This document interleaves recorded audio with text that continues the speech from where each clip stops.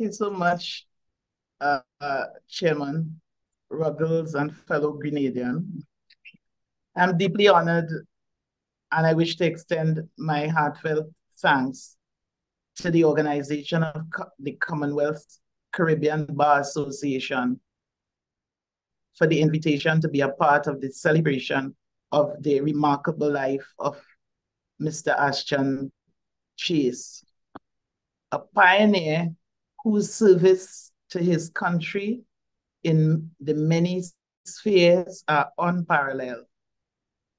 Mr. Chase, senior counsel, was an author, a politician, an advocate at the bar, a champion for workers' rights, and one of the founding members, as his daughter said, of the Guyana's People Progressive Party, among other things. These great achievements and accomplishments make him a true icon, not only of Guyana, but in the region. And I feel certain that his legacy lives on through the countless lives he touched and the positive changes he brought to Guyana in the legal, political, and labor spheres. The theme for discussion today is embracing international labor standards and best practices in the workplace, the future of work in the Caribbean. This theme is very timely and important, particularly post-COVID, as we have passed a very difficult period in the global community and the Caribbean. The history of labor and economics in the Caribbean is a history of forced labor through slavery and labor by indentureship. Labor, as you know, is essential to and is at the heart of a country's socioeconomic development. It propels economic development by driving productivity and innovation and overall societal well-being. So one may ask, what are international labor standards and why embrace them? How do they promote good governance to support economic and social development in the Caribbean, a region with a history of slavery, indentureship, and colonialism?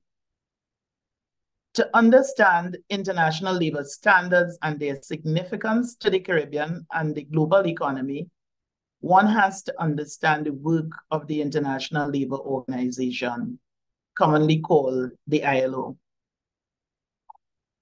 The ILO, which is the only tripartite specialist agency of the United Nations, comprises of governments, employers, and workers' representatives of 187 member states. Unlike the UN, the ILO has been in existence for more than a century, since 1919. The main work of the ILO is to set labor standards and promote policies of decent and productive work in conditions of freedom, equity, security, and dignity for all men and women around the world. The preamble of the ILO Constitution, and I think it is one of the best preambles I've seen in any legislation, it explains that, and I quote, "Universal and lasting peace can be established only if it is based on social justice," unquote. The ILO's Declaration of Philadelphia of 1994 embodies basic principles of economic and social justice. The international community adopted this declaration and accepted that labor is not a commodity.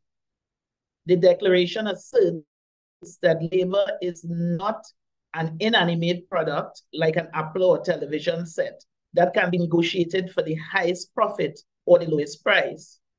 Work is part of everyone's daily life and is crucial to a person's dignity, well-being, and development as a human being. Therefore, economic development should include the creation of jobs and working conditions in which people can work in freedom and safety and dignity. In short, economic development is not undertaken for its own sake, but to improve the lives of human beings. The Declaration of Philadelphia also asserts that poverty anywhere contributes a danger to prosperity everywhere, and that social justice is the condition for lasting peace. In June this year, during the International Labour Conference, the ILO hosted the World of Work Summit of 2023 under the theme Social Justice for All. The featured speaker this year was the Prime Minister of Barbados, the Honorable Mia Mottley, and she said in support of the ILO that, and I quote, "This work of social justice within the relation of the global North and the global South is work that must be done. Who better to anchor this than the ILO, the only institution that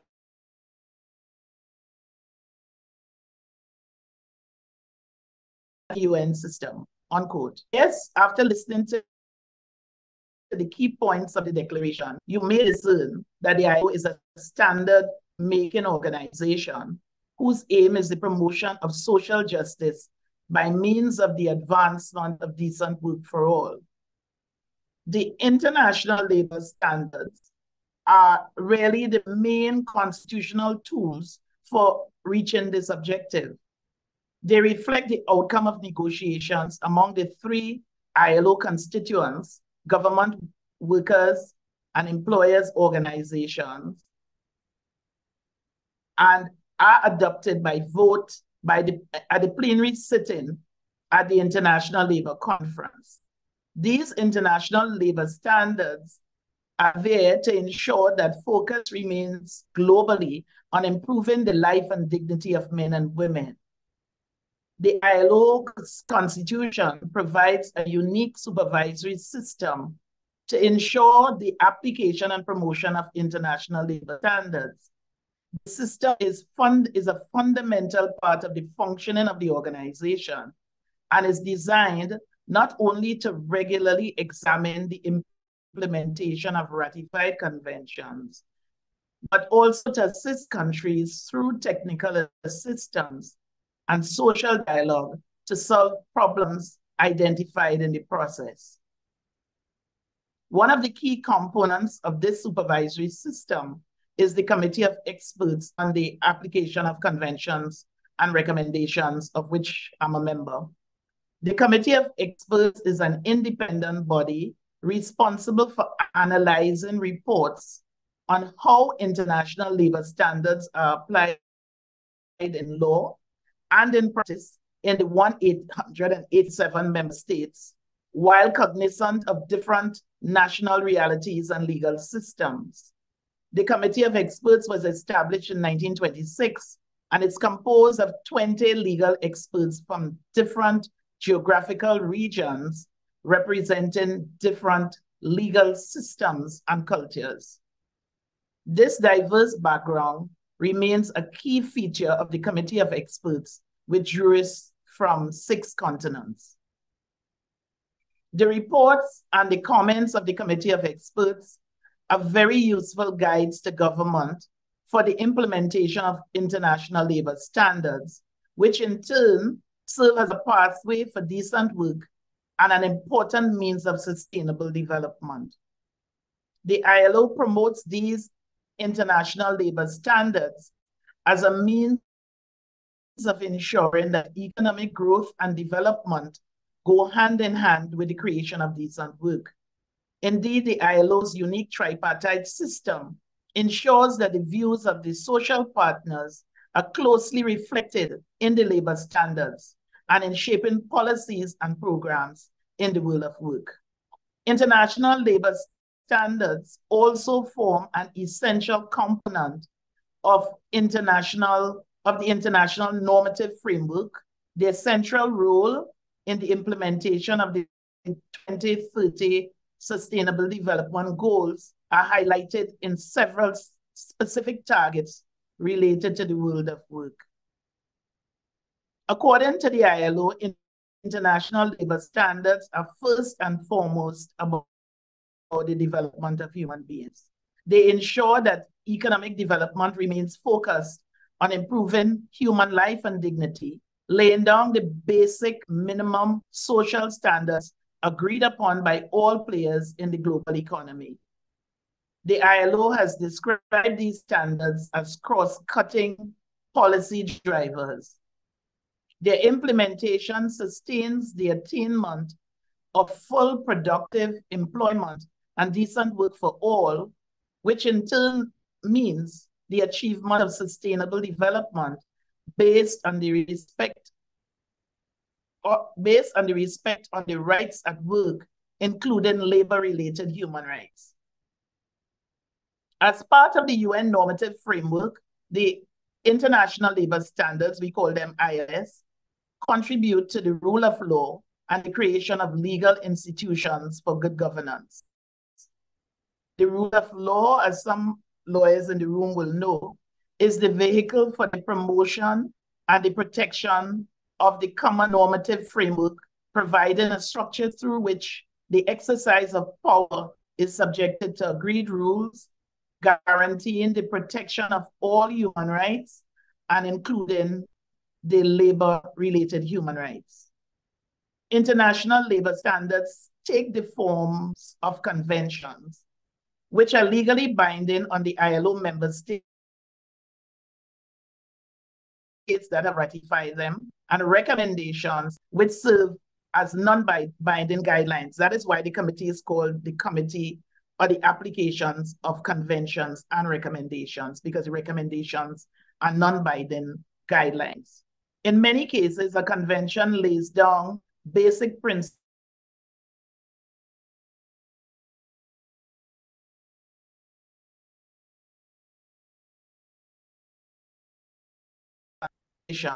However, international labor standards, whether binding as a result of ratification or reference as guidance by national authorities, offer important directions with respect to establishing an effectively governed labor market. They are often used as models and tools for governments which, in consultation with employers and workers, are seeking to draft and implement labor law and social policy. International labor standards are also used in legal systems and in administrations at national level, thus enabling governments to refer to international consensus on how a particular labor issue can be addressed, since these standards reflect knowledge and experience from all corners of the world. In his opening remark in the 110th session of the International Labour Conference in May last year, the then Director General Guy Ryder stated this, and I quote, "The rule of law must prevail, just as flouting the UN Charter by military aggression is not to be tolerated and must not prevail, so the violation of international labor standards must not go unanswered," which is a very powerful statement, I think. So I think by now you would agree that the international labor standards are crucial for promoting fair and decent working conditions globally. Moreover, they protect workers' rights, ensure equitable treatment, and establish a framework for economic and social development. I therefore submit that all countries and all workplaces should embrace these standards, some of which have been in place for more than a century. International labor standards have sometimes been perceived as costly and therefore a hindrance to economic development. However, a growing body of research has indicated that compliance with international labor standards is often accompanied by improvement in productivity and economic performance in organizations and in countries. I invite you briefly to consider the following examples of international labor standards and their importance to countries in the Caribbean and the rest of the world. And I am going to ask you to look at your screen so that we can share what I'm going to say, the standards I'm going to share with you. The first standard is minimum wage standard. Minimum wage standard. So I chose some of the international labor standards to make the point as to how important they are in terms of development, not only at the work level and at the organization level, but for productivity and the social and economic development for the country as a whole. Minimum wage standards serve as a crucial tool for promoting economic fairness by sharing a baseline income for workers. They contribute to reducing income inequality, improve living standards, and increased consumer spending, thereby stimulating the economy. Additionally, minimum wages can enhance employee motivation and productivity while decreasing reliance on social welfare programs. The next one is occupational safety and health standard. Occupational safety and health standards offer several advantages, including the protection of workers from workplace hazards, the reduction of workplace accidents, injuries, and illnesses, improved employee morale and productivity, and advanced society, a decrease. These standards ensure a safe, healthy working environment and enhance overall employee well-being and productivity. They also contribute to long-term benefits by minimizing absenteeism, turnover, and legal and financial consequences associated with workplace incidents. Overall, they create safer and healthier work environments benefiting both employers and employees. The next standard I looked at is social protection. Social protection, such as unemployment schemes and active labor market policies, can facilitate labor market flexibility. Work time standards and respect for equality standards can translate into greater satisfaction, improved performance of workers, and reduced staff turnover. Maternity protection provides for maternity leave, protection from dismissal during pregnancy, and measures to ensure women return to work after pregnancy. This standard is crucial for gender equality in the workplace, for supporting the well-being both of mothers and children, and enhancing social stability. Employment protection standards can encourage workers to take risks and innovate. Investment in vocational training, and I will speak in detail about vocational training later, can result in better trained workforce and higher employment levels. Freedom of association and collective bargaining can lead to better labor management consultation and cooperation, thereby improving working conditions, reducing costly labor conflicts, and enhancing social stability. Freedom of association and collective bargaining also foster fair labor relations, ensuring that workers have a voice in decisions that affect their working conditions. And the last one standard that I decided to look at was the minimum age standard. It safeguards young workers by ensuring that they receive proper education and protection from hazardous work while establishing a minimum age of employment. It is important to note that international labor standards call for the creation of institutions and mechanisms which can enforce labor rights. In combination with a set of defined rights and rules, functioning legal systems can help to formalize the economy and create a climate of trust and order, which is essential for economic growth and development. The beneficial effects of embracing international labor standards are often not unnoticed by foreign investors.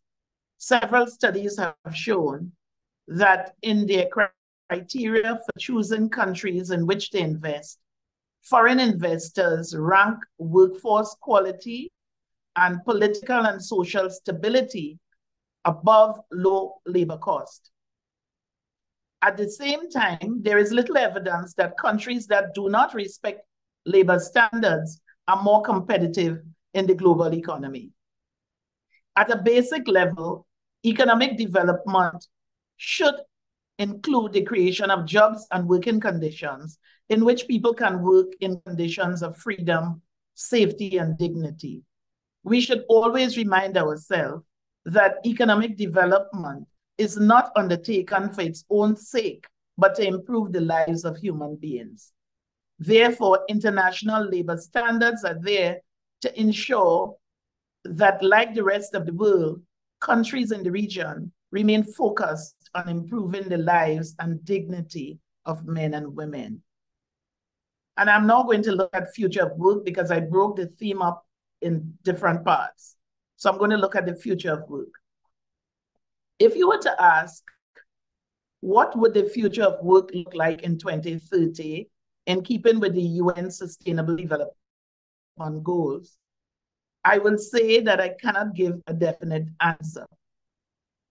This is so because of how very dynamic and volatile the world has become with rapid technological advancements, globalization, and societal shifts.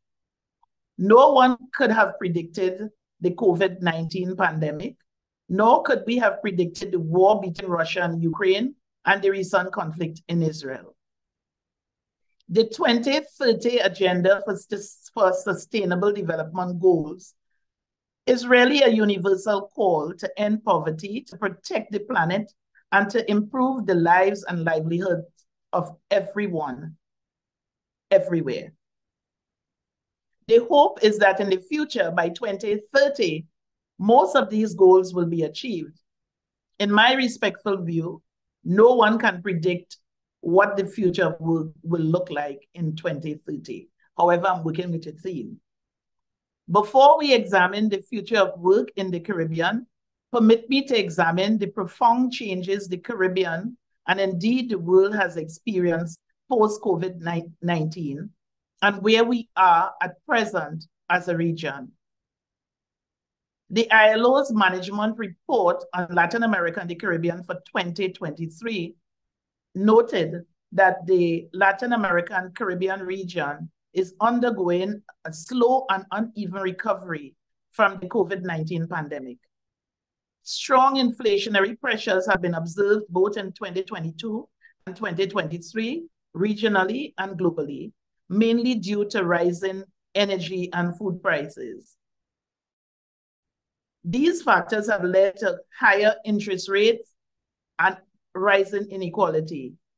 At the same time, the ILO warns that the slow recovery of regional employment rates are accompanied by greater informality and an increase in numbers of workers in poverty. Vulnerable groups such as young people and women continue to have greater difficulty in finding decent work. In the region, training, as I had mentioned, vocational training as a standard.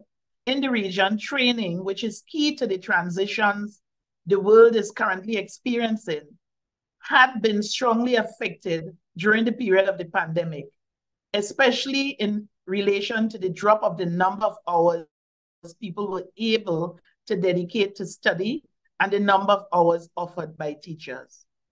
A large percentage of participants face difficulties in connecting remotely to online classes and experience reduced possibilities of interaction with peers and teachers during the school cycle. The report explains that while the digital transformation in vocational training has accelerated, new opportunities have emerged that should be considered when designing public policies for vocational training. Digital divides have also worsened, adding to structural divides in the region, such as informality, low productivity, and economic and social inequalities. However, technical and vocational education and training institutions in the region did respond swiftly to the pandemic, adopting initiatives that accelerated the use of digital media in their activities and strategies deployed to sustain their training activity. Indeed, the region is undergoing one of the great transitions of our time. There is a rapid transformation towards digital societies and economies. This process of widespread adoption and use of digital technologies is impacting in multiple aspects of social and economic life, ranging from communication and access to information by individuals to business operation and government services. To the extent that this is a process that causes both the obsolescence of certain knowledge tasks, activities, and occupations, as well as the generation of new employment and business opportunities, the role of vocational training policies becomes fundamental. Only through the adequate design and implementation of such policies can the inevitable economic and productive transformation be socially just. Another trend of growing importance globally is the transition towards more sustainable and carbon-free societies and economies. This transition consists of reducing dependence on fossil fuel and high carbon emission by replacing them with more sustainable, renewable, and environmentally friendly energy sources, and by introducing modes of production and consumption that contribute to reducing wasted energy and materials and pollution. As in the case of the digital transition, the sustainable transition also creates opportunities for economic development and employment, provided that it is simultaneously fair. It implies that the process does not leave behind people and communities that depend on sectors or industries that will be affected by the transition. Again, training appears as part of the policies that can minimize negative social and economic impacts and take advantage of emerging opportunities. The ILO noted that the region's vocational training institution have taken note to adapt their training delivery and respond to the growing demands of the new green sectors or of the traditional sectors that seek to adapt to this transition. A third transition of significance for the region, but of a different nature, is the demographic transition. In a general and simple way, this consists of the transition of populations from high to low birth rates and towards longer life expectancy. This transition, which is unfolding at different stages in the countries of the region, has important consequence for labor markets and poses significant challenges for public policies on employment, social protection, health, education, and vocational training, among others. In countries with high and growing proportions of young people, there are quantitative and qualitative challenges for training policies. They must simultaneously meet a growing demand for training services in a relevant and high quality way for young people to acquire the necessary competencies to confront the condition posed by the other positions which I've mentioned before. On the other hand, countries in more advanced stages of this transition face processes of challenges. The quality and relevance of training of young people is key to their access to quality job opportunities that contribute to improving productivity to the economy and enterprises. At the same time, the increase in life expectancy, together with a higher proportion of older people, generates new demands in terms of production and fundamentally services. The care sector, in a broad sense, the care is education, health, and social services. The care sector, in a broad sense, has the potential to generate more jobs and consequent demand for skill. Providing opportunities for the development of such skills is key to harnessing this potential and also to promoting equal opportunity for men and women in employment and career development. Another demographic phenomenon is that of migratory flows. I do not intend to speak about it tonight, but what I would say, it is noteworthy that the region, in addition to facing the challenges of the transitions, which I mentioned before, is also experiencing a major migration crisis. Globally, most countries have not yet returned to the level of employment and work hours seen in the end of 2019 before the outbreak of the COVID-19 health crisis. Yet a series of supply shocks, predominantly in food and commodities market, have raised consumer prices, causing spikes in consumer price inflation and pushing major central banks into a more restrictive policy stance. In the absence of increases in labor incomes, the cost of living crisis directly threatens the livelihood of households and risks depressing aggregate demand. Many countries worldwide have accumulated a significant amount of debt in part to address the severe fallout from the pandemic. The risk of a global debt crisis therefore looms large. In the midst of these challenging circumstances, major decent work deficits persist around the world, undermining social justice. Hundreds of millions of people lack access to paid employment. Many of those who are employed often lack access to social protection and fundamental rights at work. The majority of workers in the informal economy are unable to express their interest through social dialogue because most workers in the informal economy do not have the benefit of trade unions.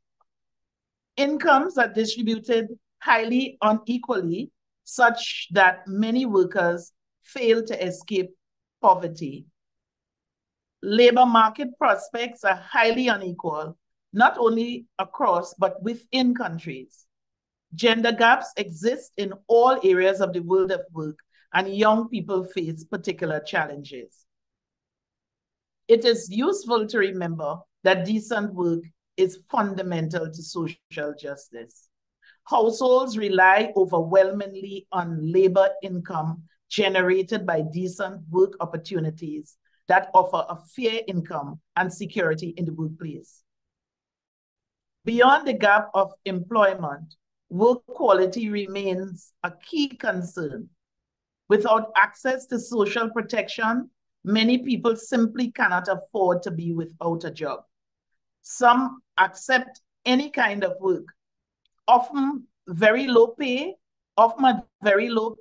and with inconvenient or insufficient hours. Furthermore, with prices rising faster than nominal wages, some workers may experience rapidly declining disposable incomes, even when they keep their current jobs. So as we look at the future of work, the working landscape is evolving quickly, with remote work becoming a prominent change in recent times. As technology keeps advancing and bridging gaps between people, remote work is growing more appealing to both employees and employers. Remote work, sometimes referred to as telecommuting or work from home, enables employees to carry out their job responsibilities from any location with a stable internet. This flexible work style is becoming more prevalent in the Caribbean and is reshaping how people approach their careers. Remote work has the potential to transform the Caribbean job market, creating new avenues for growth and progress. Data from recent years show that remote work has grown consistently in the Caribbean. According to a 2021 survey from the Caribbean Development Bank, 53% of respondents switched to remote work during the COVID-19 pandemic, and many reported a desire to continue working remotely after the pandemic was over. However, within the Caribbean, particularly in the public sector, it is necessary to ensure that institutions and employees have up-to-date, well-maintained equipment and are trained to use them. The service providers in the Caribbean also have to do what is required to provide a high-quality service at a price which users can afford. I am certain that many of us here today have experienced poor or unreliable telephone and internet service, and we sit and pray that we survive a meeting without a hiccup from our service providers. Further, the security of information is of paramount importance, and as a result, many countries across the region have been formulating cybersecurity policies and introducing legislation to protect users. I therefore respectfully submit that the future of work in the Caribbean will be influenced by the rapid pace of technological advancement and automation. Countries in the region will have to address the changing and competing forces in the world of work. Work as we know it 1 or 2 decades ago will be profoundly changed, and economies will be transformed by new and dynamic jobs, which some sectors will, while some sectors will decline, some jobs will become obsolete. Digitizing is already changing the way we work in many sectors, but it is leading to new jobs as in the platform economy. So, you know, we have many economies. We have green economy, care economy, platform economy. Climate change will lead to alterations in the way we produce and work, but would also give rise to new sectors in the green and blue economies and to the decline of contaminating sectors. The rise of new and flexible work arrangements is challenging most social protection systems worldwide and may pose great challenge to the trade union movement as they seek to provide a voice for workers. What influence will the continuing march of technology, automation, and artificial intelligence have on where and how we work? Only time will tell. In my humble view, the shape that the workforce of the future takes will result, let me say this again. In my humble view, the shape that the workforce for the future takes will be the result of complex, changing, and competing forces. Some of these forces are certain, but the speed at which they unfold can be hard to predict. Regulations and laws, the governments that impose them, broad trends in consumer, citizen, and workers' sentiment will influence the transition towards an automated workplace. The outcome of this will determine the future of work by 2030. It is therefore critical that international labor standards and international best practices continue to be the bedrock for social, economic development and the advancement in the Caribbean and the rest of the world. Governments and organizations in region should take a proactive approach to training and skill development, and openness to new work structuring, and a commitment to fostering a resilient and inclusive workforce. Employers and their organizations, unions and workers alike, should embrace the spirit of adaptability, continuous learning, and collaboration, and hours and days of social dialogue. The emphasis in the workplace should be on the human aspect, including the well-being and safety of workers in the face of technological advancement. As we step into the future of work, the ability to thrive as a region will hinge on our collective capacity to embrace change, cultivate resilience, and envision a working place that aligns with the evolving needs and values of the global community. I will end by reinforcing the fundamental principles of the ILO, which is that the adoption and application of international labor standards are paramount, and that decent work in conditions of freedom, equity, security, and dignity for all men and women globally can be achieved if we apply these standards and best practices in the workplace. I thank you for having me, and thank you for listening. Yes,